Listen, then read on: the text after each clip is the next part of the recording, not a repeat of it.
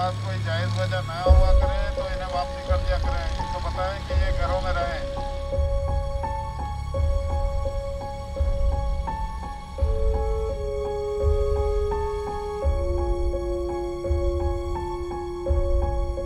दिहाड़ी 1000-1200 रुपये कमाते थे।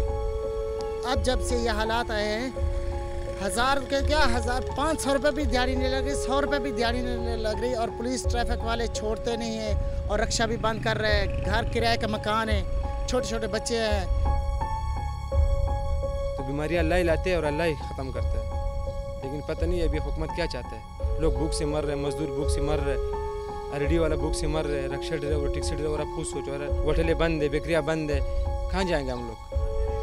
सब डेरे में बैठा हुआ, छोटे बच्चे आरडी में काम करते हैं, वो बंद है, टियाँ बंद है, हम लोग कहाँ जाएंगे बताओ?